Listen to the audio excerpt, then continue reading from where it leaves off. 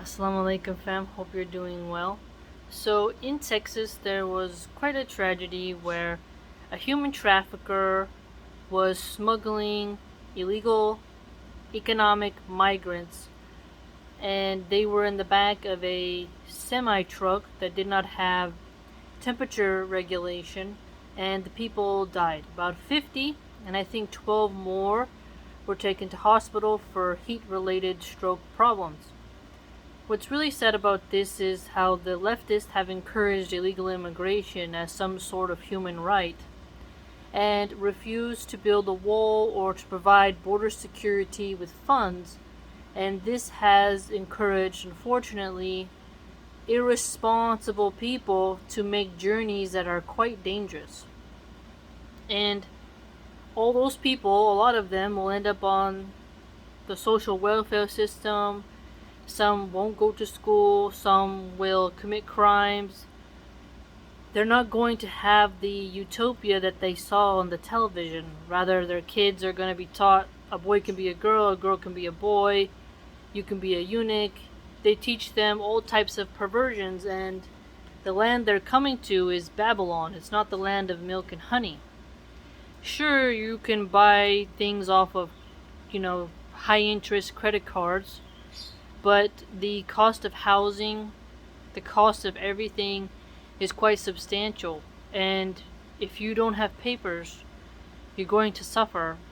And this is not wise for people to make such a journey.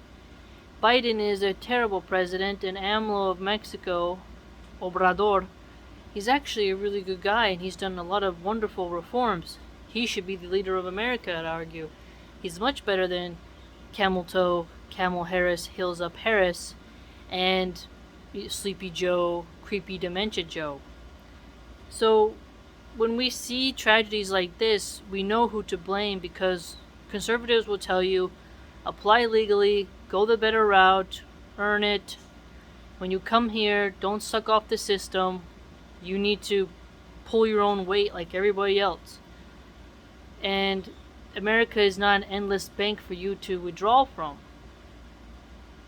But leftists will say, open the floodgates, allow illegal immigrants to vote, which is a terrible idea, and let them lower your wages and compete for your jobs. And this is actually something that's very real, and it is quite sad how the leftists use migrants as pawns. Because when we had the lockdowns in California, there was no real financial aid for the illegal migrants. And I couldn't imagine California, with how much debt it has, how many hoods and gangs, and just the dysfunctionality, the high cost of living, all the drug addicts, thinks it can afford to give money to every migrant who comes across the border illegally. It's going to cost a pretty penny, especially with giving them English classes, with giving them the access to medical care. It's quite a lot. It's definitely quite a lot. And then them not mixing with the culture classes, all clashes. I mean, it's intense to happen. It's too much. And Kamala Harris, when she went to Guatemala, she told them don't go to America. And people protested and told her to go home. One even said Trump won. I remember when the Guatemalans were not too enthusiastic about having Hills Up Harris at their speaking event. But still, you have to think about how it's sad. These people, they're willing to risk their life to come to America without really understanding that where they're going to live is going to be very hardcore. The quality of the water, the quality of the schools, how their kids are going to be targeted with the Rainbow Mafia. They are going to be quite shocked with the OnlyFans culture, open brothel culture. They're going to be really disturbed, especially with the amount of drugs. And so if they come in the wrong way, it can really harm them and their future. But when the lockdowns happened, I remember seeing how many migrants had, illegal immigrants essentially, had to find a way to pay their rent. They don't get unemployment. If you're illegal, you don't get unemployment. At least you shouldn't, right? Because you would have a fake social security number. And so it was very difficult for many of them to make it by. And California offers health care to illegals under the age of 25, I believe.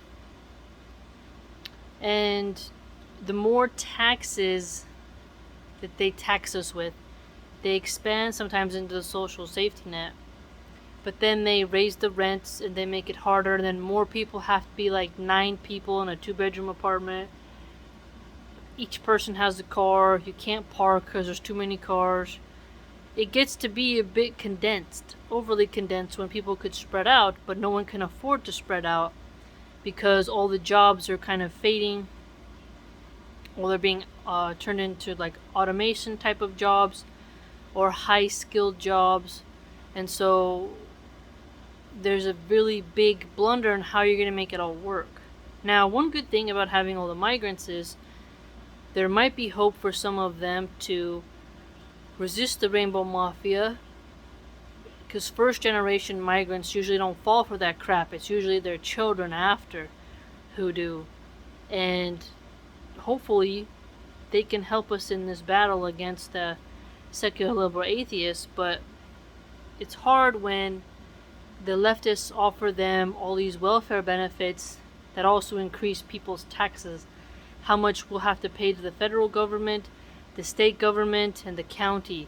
It's more of your paycheck evaporating as more and more people come in from across, Latin America. And when you go to get a job, sometimes people who are not qualified get that job. Even if you have experience, you won't get that job, even if you have years of experience and a really good resume. You see this a lot in the restaurant world, where cooks who went to culinary arts school can't get their fair wages because there's an illegal migrant who barely speaks English, who's never cooked in his life, who will be fine with minimum wage. This is real, and it's not racist or wrong to say that. And then a person can't provide for their family because their wage has been undercut, especially in construction as well, and all other fields. And there's also another aspect, though, of lots of Latina women become nannies, which is great, because that actually allows those selfish feminists to go to work and stuff like that. But those children are growing up speaking Spanish and being raised by a Mexican or Guatemalan nanny or Honduran nanny, which is interesting, because they're going to be like more Mexican and know their nanny better than they know their own mom. So there's a big tense conversation around it. I've been involved in the Mexican community my entire life. It's the community I feel the most close with. The culture, the food, everything. It's just, I love the Mexican people. But it's just quite sad that they think some of them are coming to a place that's going to be so easy. That they're just going to have like a 5-bedroom house, 4-car garage, a front in the backyard, and that they're coming to this really simple place. When in reality, if they come to California, you're going to be living in Richmond, Oakland, tiny place, San Rafael, places that ain't too pretty. Places that your child is going to be exposed to thugs, and it's going to be hard for you as a migrant parent to hold your really good rural child who was good and obedient back in the village, back in your small town, but now you brought them to the inner city where thug culture and even heavy metal and stuff, they're going to take your kid from you and turn them into something you never expected. So you're coming into the jaws of Babylon thinking that it's a good exchange because you might be able to shop at Macy's or get your Amazon package better. You have to think about it. And it's sad that these people chose to come illegally instead of applying and doing the right thing. They chose to take an extremely unsafe route, and that the smuggler got the money, right? And then all those people ended up dying. right now, people have told me that it's like 8,000 to be 10,000 per person across the border. So if you got you got a buck, like a crap load of like 20 migrants, you're making huge bank. And the liberals saying that no person is illegal, open borders, demonizing border security. Children have been left in the desert. Children have been drugged so they don't cry and get identified by Border Patrol. The cartels have been smuggling drugs easily across the border through underground tunnels, through the river system, and it is getting quite out of hand for us with tons of illegal weapons. I mean, it's not sustainable. It's not sustainable. And the Secure Fence Act of 2006 was actually quite popular with people to secure the border. I remember it wasn't too long ago that there was a very tall border wall, and one of the coyotes, they call them, took a little girl, probably about 2 years old, hung her by her arm and dropped her on the other end of the wall and abandoned her in the desert. And it was the security cameras on the Border Patrol agent's fence that was able to identify there was a little girl abandoned in the desert. The coyotes got their money and they didn't care. And tons of women are sexually assaulted and have to unleash, their modesty. They have to lose it so that they can get here, so that they can just clean houses or live in poverty. It's not really a good exchange. If you're going to come to America, you really need to know the culture. You need to know where you're going to live. You're going to have to try to get a better life. But the migrants don't want to go back to the farms. They want to go to the cities. And they don't understand, I think, some of them, that you're really creating sin in your life and trauma in your life. And that where they live in Mexico is quite beautiful, but they don't have the Second Amendment to defend themselves against the cartels and gang members. But the leftists who invited them here in the first place want to take away their gun rights anyways. So you're leaving one trap and coming to another.